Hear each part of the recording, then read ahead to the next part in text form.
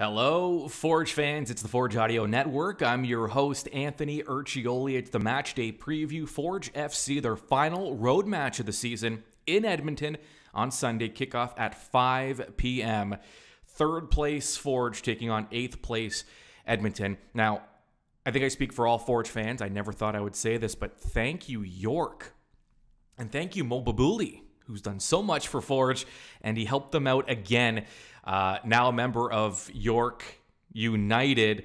They beat Valor Friday night 3-1. That's good news for Forge, because what that means is if Forge beats Edmonton, they will clinch a playoff spot. So York helping out Forge and themselves. York now just 4 points out of a playoff spot.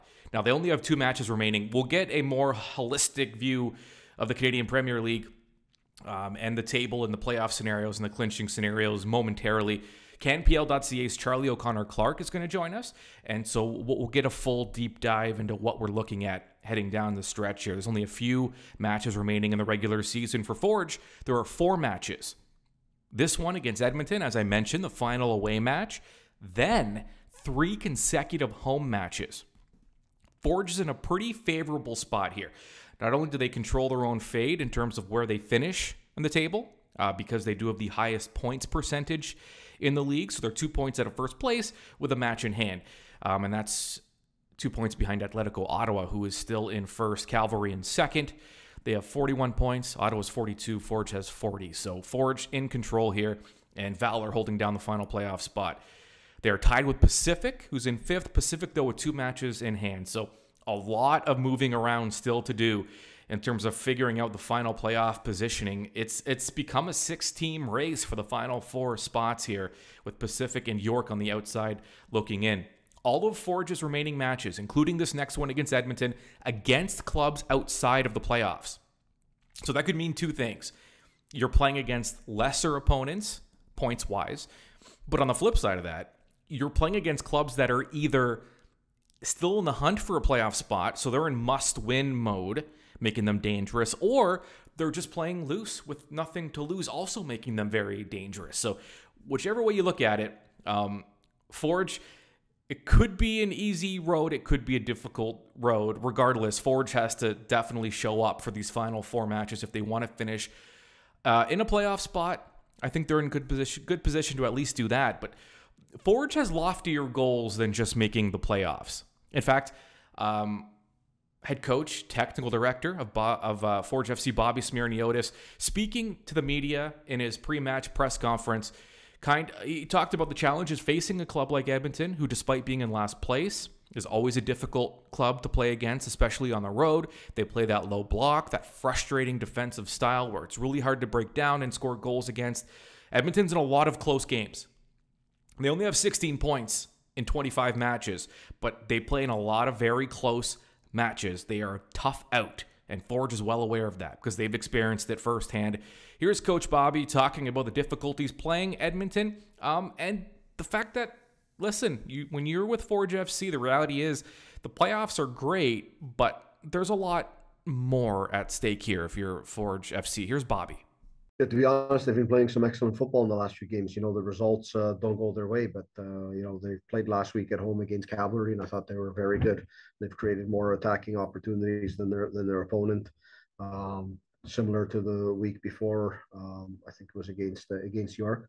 They're playing with a free mindset. They're not going to make the playoffs, but they've got nothing to lose as well. So I think that takes a little bit of pressure and a little bit of edge off the players and allows them to go out there and express themselves. And that's the type of team we've seen, good on the counterattack, good compact and the wide play in different phases of play. And we know, and I think that they've taken points from almost everybody in the league this year. So we have to make sure that we're at our best when it comes to Sunday, because it's an important 3 points for us. It's no easy feat to make the playoffs in this league, especially this season with how close it's been. Is it fair to say that Forge has some loftier goals than just finishing in the top 4? Yeah, of course. It's the DNA of this club. From going back to preseason of 2019 and putting this team together, this team is and its DNA is to win. And that's what we're set up to do here. We have everything in our infrastructure. We have everything within the staff and the teams that we've built to be able to win. And I think we've done a pretty good job at that over the first 3 years. And that has to be the DNA of this club going forward in the future, beyond the time that I'm here and the players that are in this dressing room. It's got everything as a club, everything it needs to succeed. Joining the match day preview on the Forge Audio Network now is Charlie O'Connor Clark from CanPL.ca. Charlie, welcome. Thanks, Anthony. It's always a pleasure to do this with you. Yeah, and this season's been a pleasure. We're only a couple weeks out from the playoffs, and still, 6 teams are in the 4-team playoff race. At one point, it looked like it was just a 4-horse race, and Valor came on, and now York has come on. I don't remember another CPL season quite like this one. Yeah, I don't think it's ever been this competitive or as close. I mean, I think at the start of August, Valor were in 5th and they were 6 points out of that top 4 spot. And it seemed like, we were about to see some separation. It looked like the two halves of the table were about to break off, but a lot of teams at the top of the table dropped points.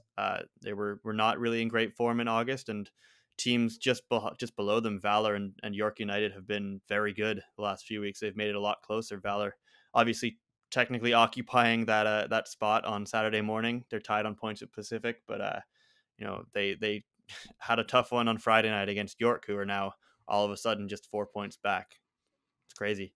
Yeah, Mo Babuli doing things for Forge still. So Forge just, a win away from clinching a playoff spot. Now, they do have loftier goals, of course, and they're looking more in terms of championship. But, Forge isn't in the clear yet. And I think this is kind of the idea here. You may have loftier goals, but playoffs are not a guarantee at this point, which is kind of strange to be this late in the season. I think it's unfortunate that York wasn't playing this way. Now, they didn't have Mo Babuli and they didn't quite have this lineup, but you almost wish York was this good early on just to make the season even that much more interesting, because I can't imagine what a strong York side would have added to this race had it been even earlier in the season.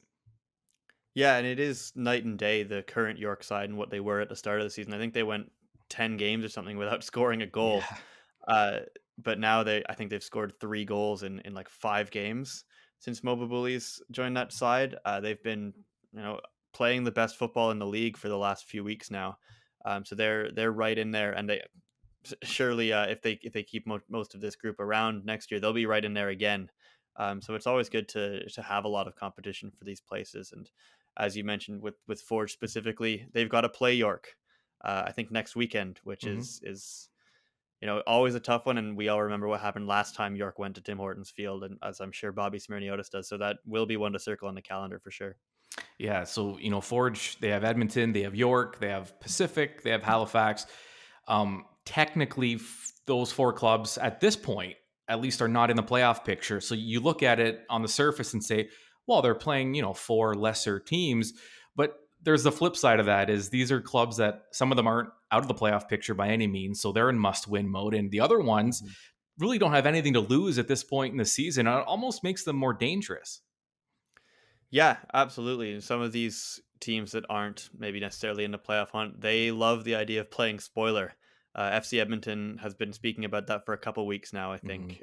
Obviously, they've unfortunately been eliminated a couple weeks ago, but all of their players have said several times when they play these teams that are in the championship hunt, the title race, they want to beat them. They want to prove that they can compete with those teams and spoil some parties, so to speak. So they're always dangerous. And all of these other teams, obviously that Pacific game closer to the end of the season for Forge will absolutely not be an easy one. We've seen what Pacific can do this year, so they're not one to take lightly. Really, none of these opponents are.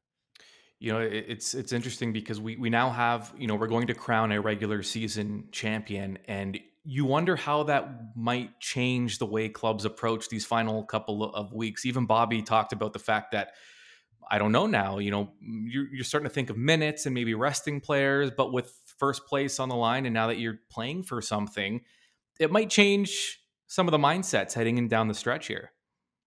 Yeah, I think every team definitely wants to finish first, wants to win that regular season title. It's something that obviously Forge took pride in last year. It's something that Cavalry took pride in 2019.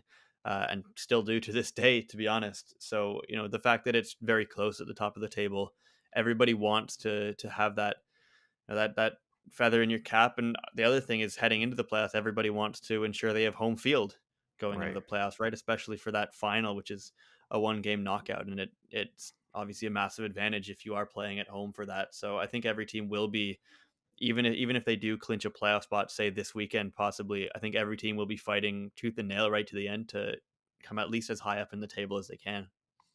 The league's gone through different changes with how it approaches the playoff format and, regular season champions. This current format we have, you have the regular season champion, you have the top four, you have the 2-leg semi, and then the one match final. What do you think of this current format? Do you think there are more changes to come, or do you think the league is kind of settled on something here? I think that this is a good way of going about it. I really like that.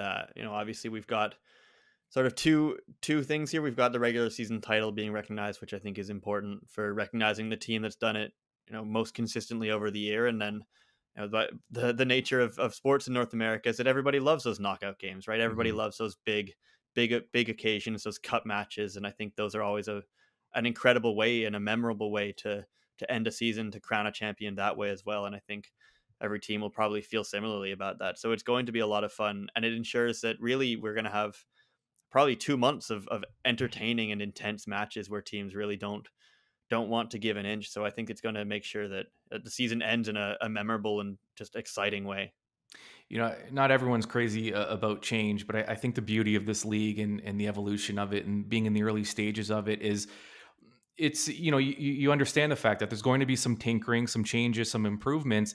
And I like the fact that they're always kind of thinking of ways to improve things. In terms of player awards, is there talk about expanding those and maybe changing the way those are handed out? I don't know in particular for that. I'd say maybe stay tuned for things on that. But I think there's definitely discussion around the awards, and how is the best way to recognize the best players in our league, because obviously it's something that's very important, right? When you have stars in the league, when you have players that have committed so much to the game in this country, you want to find the right way to recognize them. All right, stay tuned. I like that little teaser there. So CanPL.ca newsroom podcast. There's a great breakdown. It's about just playoff scenarios and clinching scenarios at CanPL.ca. So head over there to get the latest and to be up to date as possible on what's going on around the league. Charlie, great stuff as always. I appreciate you joining us. Thanks, Anthony. Anytime, man. All right, that was COC, and you can always catch Charlie O'Connor-Clark and the gang, Mitchell Tierney, Christian Jack at CanPL.ca, and by listening to the Newsroom podcast to get your full rundown of the league. For Forge stuff, you come here. For CPL stuff in general, you go to CanPL.ca and listen to the Newsroom podcast. All right, as mentioned, Forge FC. This is it. We're down to the final stretch here. Forge have 4 matches remaining. Edmonton, and then 3 matches in a stretch of 9 days, all at home. And if you're going to be in Hamilton for any of those 3 matches, go over to ForgeFC.ca and get some tickets to these matches, because they're going to be good ones. First of all, October 1st, that's against York. Playoff implications. In fact, a win by Forge could knock York completely out of playoff contention.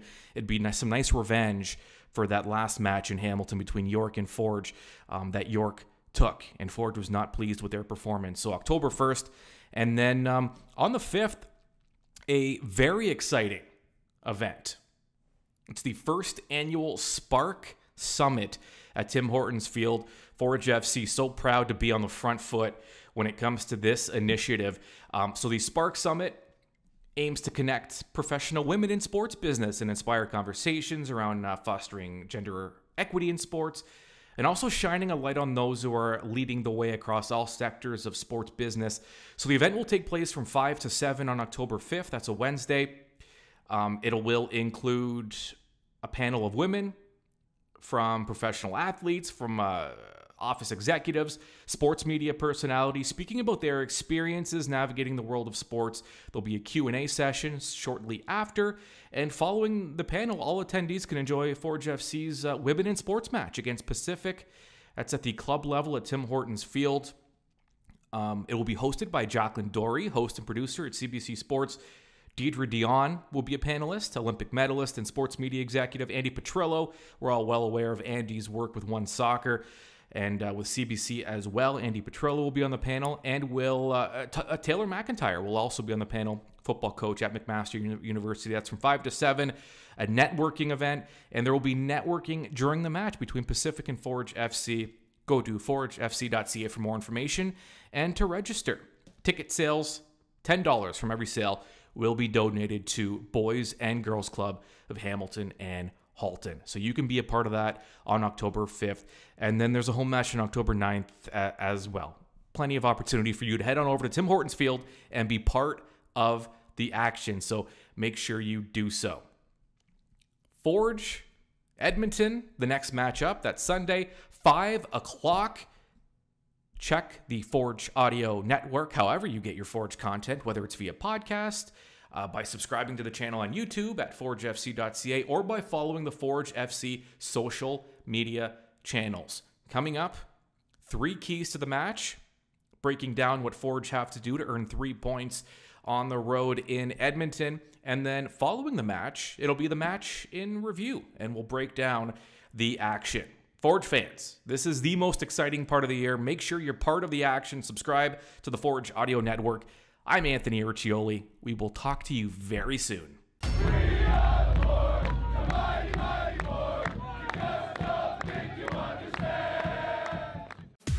Forge FC is prepared, and now you are informed. This has been Match Day Preview with Anthony Urciuoli on the Forge Audio Network. Subscribe on Spotify or wherever you get your podcasts.